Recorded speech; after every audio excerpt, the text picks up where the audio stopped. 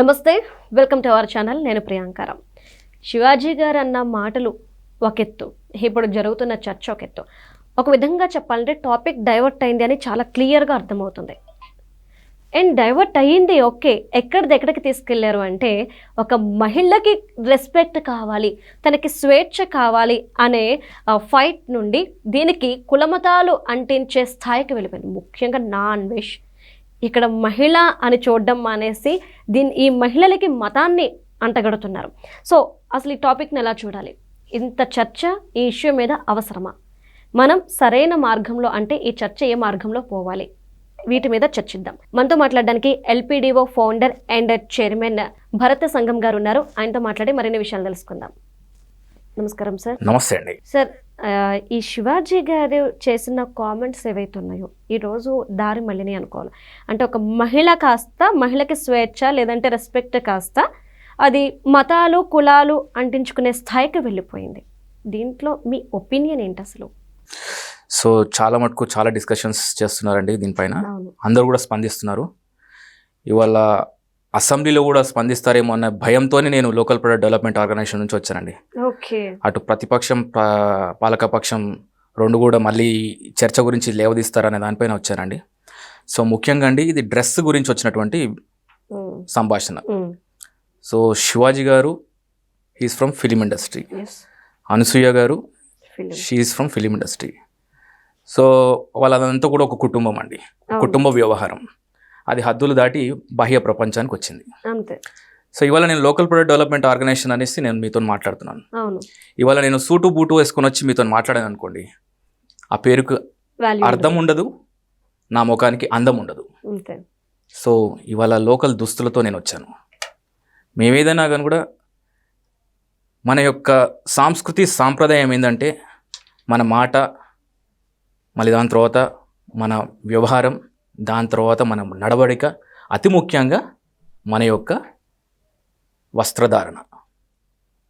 So ఇవాళ మీరు ఒక విషయాన్ని మీరు గమనించుకోండి. ఇందులో మతాలను లాగారు, కులాలను లాగారు, ప్రాంతాలను లాగారు, అన్నిటిని లాగారు కేవలం ఒక మహిళను అడ్డం పెట్టుకునేసి. సో హాస్యాస్పదం నిజంగానే. సో మనం ఆలోచించాల్సింది ఏంటంటే అండి, ఈ సమాజంలో ఫస్ట్ థింగ్ ఒక మహిళని ఎలా గౌరవిస్తారు. ఇప్పుడు ఒక పొలిటీషియన్ అనుకోనండి. సో ఇందులో ఎందుకంటే మతాలను కూడా లాగారు కాబట్టి నేను ఈ మాట మాట్లాడాల్సి వస్తుంది, వేరే విధంగా మీరు అనుకోవద్దు. సో ఇటలీలో పుట్టినటువంటి సోనియా గాంధీ గారు భారతదేశ పౌరుని వివాహం ఆడినందుకు తాను పద్ధతులు మార్చుకునేసి గౌరవంగా, మీరు ఎక్కడైనా కానీ కూడా ఒక పొలిటికల్ స్పీచెస్లలో కానీ పొలిటికల్ అడ్రస్సింగ్ చేసేటప్పుడు తను చీరకట్టుతో కనపడుతుంది. భారతదేశ ఔన్నత్యానికి నిదర్శనం తను ఒక పరాయి స్త్రీ అయినా కానీ కూడా. ఆ విషయం మాట్లాడుకోవాలి మనం. ఇప్పుడు ఒక సుష్మా స్వరాజ్ గురించి మాట్లాడుకోవాలి. ఇప్పుడు లేటెస్ట్గా అండి, ఇప్పుడు పొలిటికల్లో మనం మాట్లాడుకోవాల్సినటువంటి విషయంలోకి వచ్చినప్పుడు ఏంటంటే, ఇప్పుడు కవిత గారు తన యొక్క పొలిటికల్ ప్రస్థానంలో తన వేషధారణ చూడగానే గౌరవంగా అనిపిస్తుంది. ఎస్, ఒక అడ్మినిస్ట్రేటర్ని తీసుకోండి మీరు, ఐఏఎస్లో కానివ్వండి, ఐపీఎస్లో ఉన్నటువంటి మహిళలను తీసుకోండి ఇన్స్పిరేషన్గా సమాజంలో. వాళ్ళని చూడగానే లేచి నమస్కరించాల్సి వస్తుంది. అలాంటి అటైర్లో వాళ్ళు ఉంటారు కాబట్టి గౌరవం అనేది చెప్పకుండానే వస్తుంది సమాజంలో.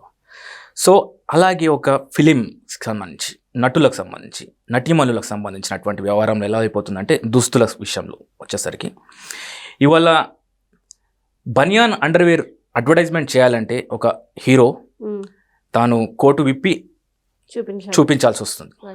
సో వాళ్ళ సెలబ్రిటీ స్టేటస్ అది marketing strategy of A manufacturer. ఈ కోణంలో ఎందుకు ఆలోచిస్తలేరు సమాజం నాకు అర్థం అవ్వట్లేదు. సో ఒక బనియాన్ని మార్కెట్ చేయాలంటే ఒక హీరోనో లేకపోతే ఒక సెలబ్రిటీ స్టేటస్ ఉన్న వ్యక్తినో చూపిస్తున్నారు. కారణం వాళ్ళ యొక్క ప్రోడక్ట్ని మార్కెట్లోకి లాంచ్ చేయడం, సేల్ చేయడం, లేకపోతే ప్రదర్శన ఇచ్చడం. సో ఆయన బనియన్ వేసుకునేసి సూట్ వేసుకొని రాలేడు కదండి, అప్పుడు తెలియదు కదా. సో అలా ఒక అబ్బాయిని చూసినప్పుడు ఒక మహిళను అలా ఆ విధంగా మీరు ఎందుకు చూడట్లేదు? ఆ అమ్మాయికి పిల్లలు ఉన్నారు, భర్త ఉన్నారు. సో తన వస్త్రాలని తను అడ్వర్టైజ్మెంట్ చేస్తున్నారు, దానికి ఒక బ్రాండ్ అంబాసిడర్స్ ఉంటారు. ఎవరైనా కానీ కూడా ఉట్టికి ఎందుకు చేస్తారండి? ఒక సెలబ్రిటీ స్టేటస్లో ఉన్న వాళ్ళు. సో ఖచ్చితంగా కూడా ఇవాళ నేను ఇంకో విషయం అండి, ముఖ్యంగా హీరోయిన్లు కానీ ఎవరైనా వాళ్ళు జిమ్కి వెళ్ళేటప్పుడు షూట్ చేస్తారండి. మనం అనుకుంటాం యాదృచ్ఛికంగా షూట్ అయింది అని అనుకుంటాం, కాదు, అక్కడ కెమెరామెన్ ఉంటారు, అందరు ఉంటారు, తనకు కూడా తెలుసు. ఎందుకు అంటే ఇన్స్పిరేషన్గా ఇంకొక మహిళ జిమ్కి వెళ్ళేసి లేకపోతే వ్యాయామం చేసో యోగా చేసో తన ఆరోగ్యాన్ని కాపాడుకుంటుందని అలా ఇన్స్పిరేషన్ ఎందుకు తీసుకోలేరు? ట్రై చేస్తారు అని అలా ఒక ఇన్స్పిరేషన్ ఎందుకు తీసుకోలేరు?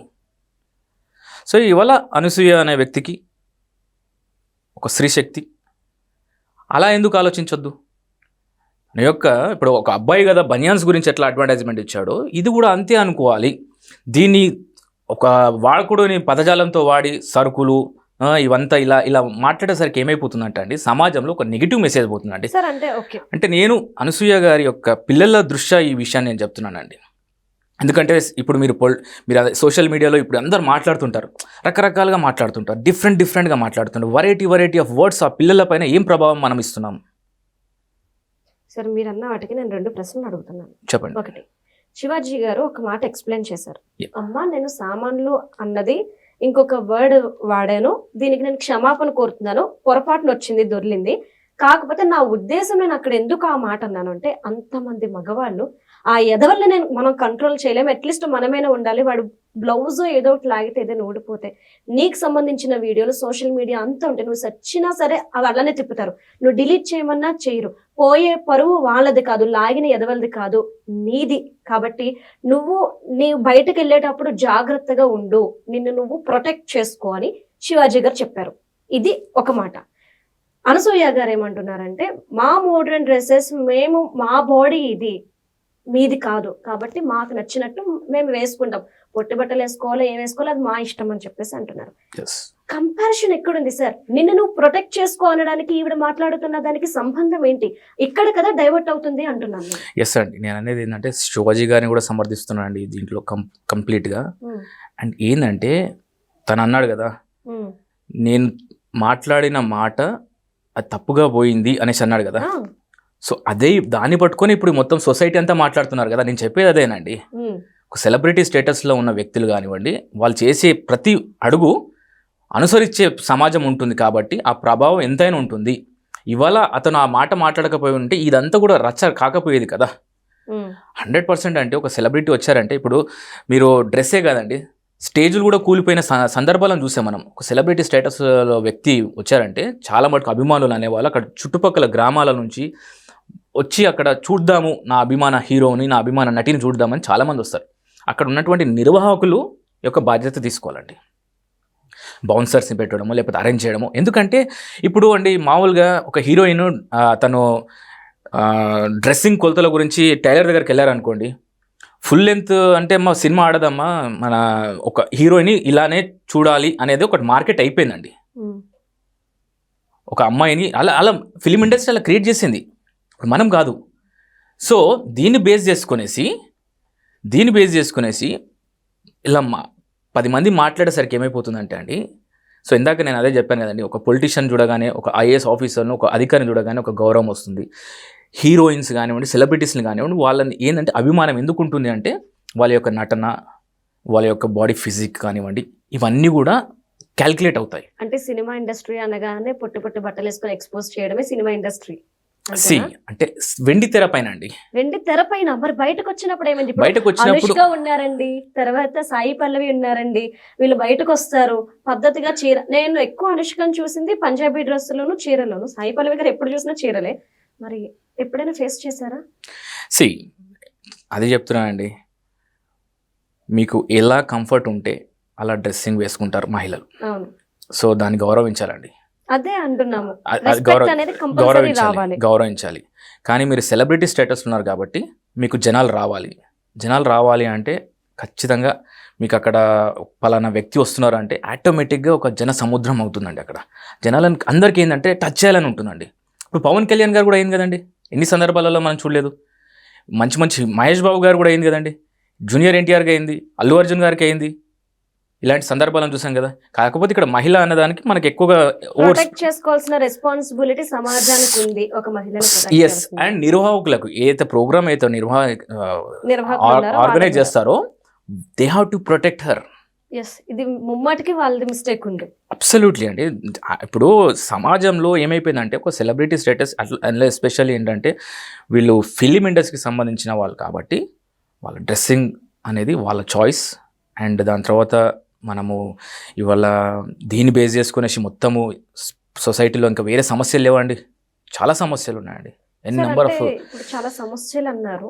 మీరు ఇంతకు ముందు మతం గురించి మాట్లాడారు కాబట్టి నేను ఒక ప్రస్తావన Yeah. తీసుకొస్తున్నాను. నాన్ వెజ్ నిన్న ఒక వీడియో రిలీజ్ చేశాడు. ఒక మహిళగానే కాదు, మీరు కూడా ఆ పదాలని ఈ రోజు మీడియా ముందు ఉపయోగించలేరు. గరికపాటి గారు ఉన్నారు, చాలా రెస్పెక్టబుల్ గా మేము చూసుకుంటాము. ఇప్పుడు ఆయనకు సంబంధించి వాడిన పదం ఏదైతే ఉందో ఎంత నీచంగా ఎలా మాట్లాడతారు. సరే, ఇది ఆయన అన్నది మహిళలను ఉద్దేశించి, ఇక్కడ మతాలను ఉద్దేశించి ఎక్కడ శివాజీ గారు మాట్లాడలేదు. అండ్ అనసూయ గారు కూడా మతాన్ని ఎక్కడా తీసుకురాలేదు. కానీ నా అన్వేష్ ఏమంటున్నాడు, హిందువులకి ఓన్లీ ముస్లిమ్స్ కి మాత్రమే ఈ రూల్స్ ఉంటాయి, చెత్త రూల్స్ ఉన్నాయి, క్రిస్టియన్ మతంలో ఉండదు, ఫ్రీడమ్ అంతా వాళ్ళకే ఉందని. ఎక్కడ టాపిక్ ఎక్కడికి తీసుకెళ్ళాడు. అండ్ శివాజీ గారిని మాట్లాడిన మాటలు చాలా ఘోరంగా, ఆ తర్వాత గరికపాటి గారిని మాట్లాడిన మాటలు అవి ఇంకా ఘోరంగా ఉన్నాయి. ఏం చేద్దామని, ఇలాంటి వాళ్ళకి ఎందుకు ఫాలోవర్స్, ఇలాంటి వాళ్ళని మనం ఫాలో అయ్యి ఏం మెసేజ్ ఇద్దామని వీళ్ళంతా. ఇప్పుడు ఈ జరిగిన ఇన్సిడెంట్ ఏదైతే ఉందో ఒక మహిళగా చూస్తారా, మహిళకి జరుగుతున్న అవమానం, లేదంటే మహిళకు ప్రొటెక్షన్ కావాలంటారా, లేదంటే హిందూ స్త్రీలకి ముస్లిం స్త్రీలకి కావాలి, క్రిస్టియన్స్ కి అక్కర్లేదు అంటారా? అండి, ఇది చర్చ మరియు వేరే విధంగా వెళ్ళిపోతుంది. కానీ అన్వేష్ సో మాటలను అయితే మనం సో highlight ఆ చేయాలి. వ్యక్తి గురించి నేను ఎక్కువగా స్పందించి దాన్ని అంత హైలైట్ చేయదలుచుకోలేదండి. గరికపాటి గారు లాంటి వ్యక్తుల గురించి మాట్లాడంత ఆ స్టేజ్ స్థాయి. కాదు, ఆ స్థాయి కాదు. అండ్ దాని తర్వాత ఏంటంటే అతను హిందువా, ముస్లిమా, క్రిస్టియన్, అందుకొరకే నేను ఇందాక చెప్పాను కదండి, అవును. ఒక పరాయి దేశం నుంచి వచ్చినటువంటి స్త్రీ మన భారతదేశానికి వచ్చిన తర్వాత మన భారతదేశ యొక్క గౌరవాన్ని, సాంప్రదాయాన్ని కాపాడు. అవును. సో ఇవాళ అతను మాట్లాడాడనేసో లేకపోతే ఇంకోరు మాట్లాడాడనేసో ఇది చెప్తున్నాను కదండి. అవును. ఈ చర్చ అసెంబ్లీలో చర్చకు వస్తుందా అనే భయానికి వచ్చానని చెప్తున్నాను కదా. అవును. సో అతను విషయంలో మనం మాట్లాడేంత హైలైట్ చేయాల్సిన అవసరం లేదండి. మీకు నచ్చకపోతే అతను మనమే క్రియేట్ చేశారు కదా, అవును. సబ్స్క్రైబ్ చేసుకునే.